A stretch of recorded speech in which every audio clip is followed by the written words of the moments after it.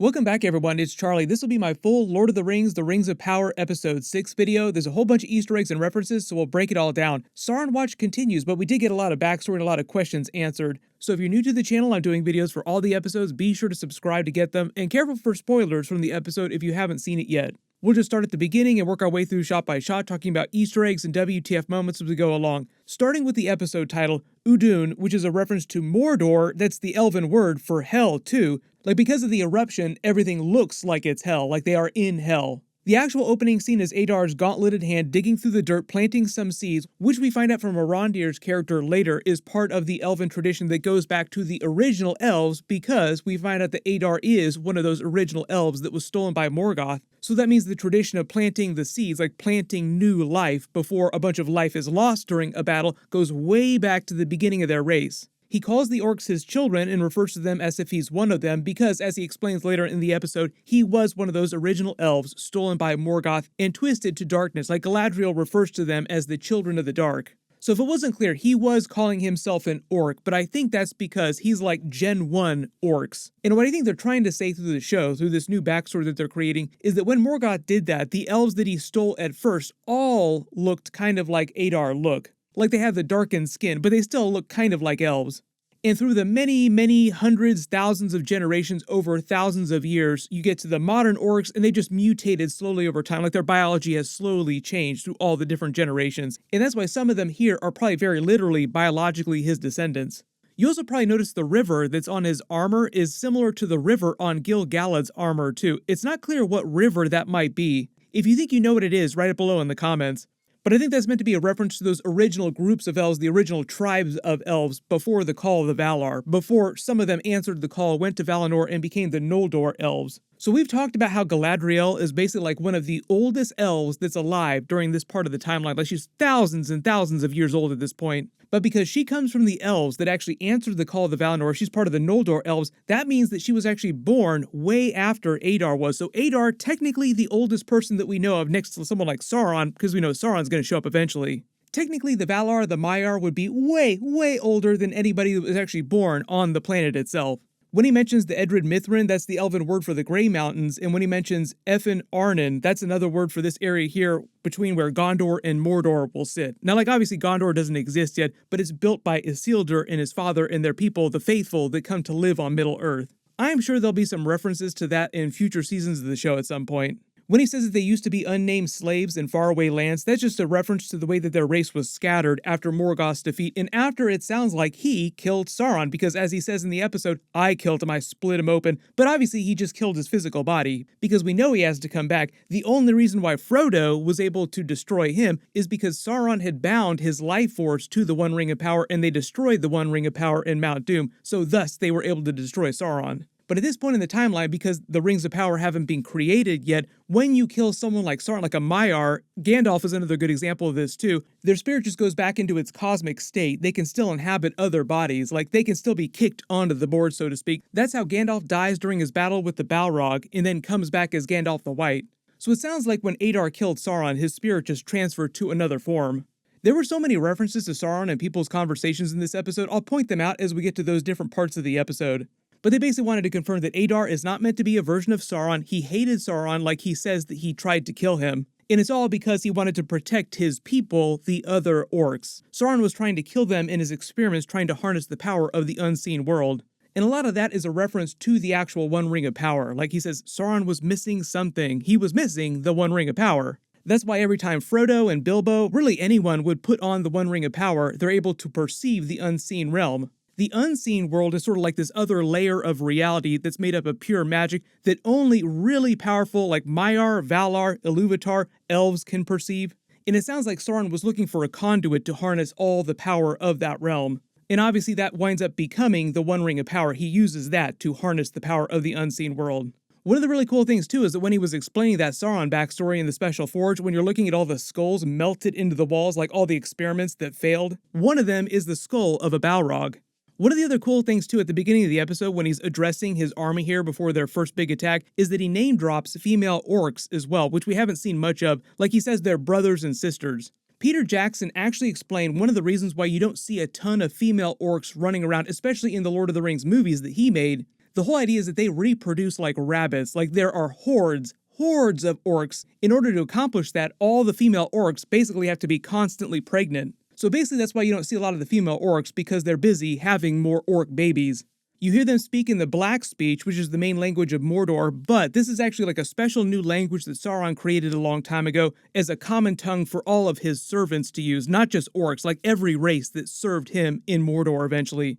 The word that they keep chanting, Nampat, I believe means to take back or to seize, which I think just flows with the whole idea of them seizing the Southlands. When he says the Iron Hand of the Uruk, that's also what the orcs call themselves, their own race. The Uruk-hai are sort of like super orcs. They're like orcs bred with humans, because normal orcs are just a little bit smaller. So when you see like the really giant orcs, like there's one in the episode, that's probably like a half orc, half ogre, or half troll. The regular old orcs tend to be a little bit smaller. I think the reason why they used the tower to trick the orcs and bring it down around them is because they wanted to swerve on their version of a Battle of Helm's Deep. Like they didn't want it to be a total copy of Helm's Deep. Because a lot of the circumstances are similar. You have this small group of people against an insurmountable force of orcs, but you have a bunch of reinforcements arriving and a wizard arriving with the Harfoots. So I think that's why they wanted to make the battle feel as different as possible, but it was much smaller scale than I was expecting. Like, the actual battle is over pretty quickly, but there are 2 episodes left, so we'll see. Like, those aren't the only orcs that are around on the planet right now. When Galadriel gives that whole speech to Isildur about having humility, saving entire kingdoms, that's meant to be foreshadowing, I think, for the eventual War of the Last Alliance and him eventually killing Sauron, bearing the One Ring of Power. There are a couple references to that later in the episode, too. When he says he was trying to get away from Numenor, turns out that's actually a pretty smart move because we know the downfall will happen eventually, so you don't want to be anywhere near the island when that happens. But it sounds like that's going to be a ways off. I think him really wanting to leave the island permanently is also a reference to him eventually creating Gondor with his family. They mention what happened to his mother a couple times, like they mentioned her previously in the series, but you don't know completely what happened to her. And I don't think there's a lot of book canon that explains her fate either. Elendil has just kind of hinted at it a couple times. They'll probably give the rest of her backstory eventually. Then when you see Miro, they do all this battle planning. In the background, you can see these sun symbols all over everything. They're all over their armor, like even Galadriel, who's wearing Númenórean armor, has that sun symbol on it. I believe the sun symbol is meant to represent the origins of mankind itself. Like mankind first woke up, so to speak, at the first rising of the sun, which happened after the years of trees. Because the first actual sunrise, which Galadriel references in the prologue to episode 1, didn't happen till after Morgoth and Ungoliant destroyed the 2 trees. The whole thing with Morgoth's sword being so strong that Arondir can't destroy it, I think is another reference to the One Ring of Power only being weak to the fires of Mount Doom. Like there are some things that are built to be so powerful that you can only destroy them in very special ways. It's not totally clear if the sword was created directly by Morgoth himself or by Sauron, because usually when you talk about creating things, Sauron is the person who winds up making them because he studied under Aule, whose specialty is creating things. That's why the dwarves revere him so much, because he also literally created the dwarves. It's also how Sauron knew how to create the Rings of Power. Then, like I said, the actual battle happens, and instead of doing it Battle of Helm's Deep style, they play it a little bit more like a Seven Samurai kind of battle. They reference the seeds that Bronwyn gave to Arondir that he's been keeping around his neck. Those are the same types of flowers that you see all over the graves in the 2 towers in Rohan. They typically grow on graves. He also uses them later in the episode to close up her wounds. When he says they'll plant the rest of them after the battle, that's also a reference to a bunch of people dying during the battle because a lot of them grow on graves. The Valar that he references, the one who watches over growing things, is probably Yavanna. She's called the Giver of Fruits and Queen of the Earth. You notice early on in the episode here, when they show you the wide shot, like before the battle begins, in the background, you can clearly see Mount Doom, just foreshadowing the end of the episode. The bigger WTF during the battle is they find out that they basically just killed a lot of their former comrades who had joined Adar, like he used them as cannon fodder, which was actually pretty clever for him to do. Then when the Númenóreans arrive, if you zoom in and enhance on Halbrand here, this is actually kind of weird. Notice how his armor has rings all over it. Even his gauntlets have rings all over them. Like literally his body is covered in rings. There are also a lot of Sauron references in the conversations that he has later in the episode after the battle. So there's a lot of moments during this where they really want you to think that he might be Sauron. I'll get to those in a second, because it could totally be a misdirect. Just in general though, during this big fight, Númenóreans have vastly superior armor and weaponry, probably even training than the Southlanders, even though some of the Númenóreans are pretty green, so to speak. Like it seems like Isildur doesn't have a lot of fight training. When he almost winds up losing his father, like he comes rushing to him, that's meant to be another reference to the War of the Last Alliance, when the exact same thing happens, and he takes the broken pieces of his father's sword, Narsil, and cuts the One Ring of Power off of Sauron's hand. If you remember a couple episodes ago when we saw inside Muriel's father's room, Tar Palantir, it looks like the Narsil sword was actually in the background. We get that whole scene of Galadriel and Halbrand versus Adar. Notice how Halbrand is using the pole arm, which is very similar to Sauron's pole weapon. He even asks Adar if he remembers him. You remember me? So they really want you to think that Halbrand might be Sauron's new form, and he might be getting some form of revenge against him for killing him previously. Like, this is what you get for destroying my previous body. When Adar says he doesn't remember him, that could also be a reference to Sauron literally taking a different form so that he looks different physical appearance. Like, no, you don't look familiar. And when he suggests he hurt someone that he loves, that could be a reference to Morgoth, but I don't think that Adar would have hurt Morgoth. That's why I think when he says he killed a wife or child, he's trying to say that he killed Halbrand's family before this. And even though there are more scenes with Halbrand that kind of reference Sauron after this, like they still want you to wonder because there are 2 episodes left, I still kind of think that it's a misdirect. Isildur and his friends joke about heading to the mountains, meant to be foreshadowing for the end of the episode, because minutes after this, Mount Doom literally erupts. Then they confirm most of my theories about Adar's origin, the original orcs, what happened with Morgoth in that first group that he stole. When she uses the word Moriander to describe the orcs, I couldn't find a direct reference to that word, but it might just translate to something like dark elves, because she also later mentions dark elves, like she calls them the sons of the dark. I already explained his story about what happened to Sauron after the War of Wrath, and why he literally might now be wearing a new face. The other really cool thing too is when he refers to him as the one you call Sauron, as in Adar and Morgoth didn't call Sauron by that name. During the Second Age, he called himself Anatar, so that's like another different name that he had later on. During the First Age, the Sindar also called him Gorthar, so that might have been what Adar called him originally. But I think because Sauron was a Maiar just like Gandalf, different people on Middle-earth just had different names that they gave him. And then he makes a bunch of references to the One Ring of Power, because he says Sauron's true plan was to conquer the world, creating power over flesh, in his failed attempts at bridging the gap between the seen and the unseen world, the Wraith world, like the world of pure magic. The thing that he was missing is meant to be set up for his plan B, so to speak, to create the Rings of Power. Because basically the One Ring of Power does what Adar says Sauron was trying to do. The secret fire that he mentions is the power of Iluvatar, the one true god of the Lord of the Rings universe, to create new life. So he's talking about the orcs becoming this new race and having a right to live, just as much of a right to exist as the other races on the planet. Whereas Galadriel is like hardcore anti-orc, I will eradicate every single one of them to the last of my breath. But he winds up escaping during the chaos of the eruption, so remember, we have 2 episodes left. We'll see what they do with him in the last 2. I think there'll be some sort of Sauron versus Adar scene when Sauron eventually does show up, and he'll probably wind up killing him himself. Like, it won't be Galadriel or one of the other good characters to kill him, it will be Sauron himself to do the deed.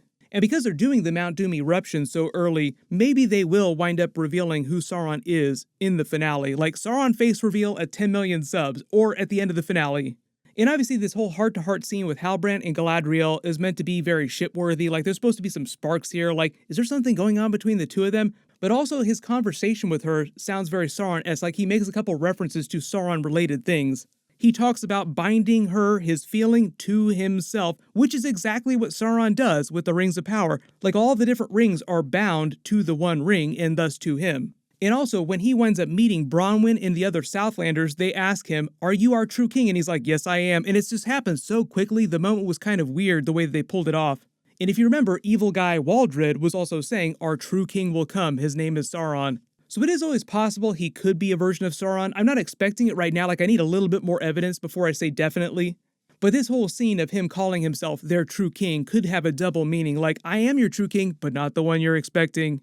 They reveal that Waldred stole the sword, activated the dam with it, and obviously that sets off Mount Doom, and we find out what the orcs' tunnel was for the whole time. It was just meant to be a pathway for the lake to flow into the mountain. And here's the reason why the sky is always blotted out into present day, like thousands of years later, there still is no sun that comes into Mordor. It's because even after this, the water continues flowing from its original source into the mountain, so it continually spews ash into the sky for thousands of years. So that's why it seems like it's always dark in Mordor. If you could dam up the river and stop it from flowing into the mountain, then you could probably stop it from spewing ash, and eventually you could terraform the land back into what it looks like now, before it turned into Mordor. but that's like something that would take them hundreds of years into the Fourth Age after they kill Sauron.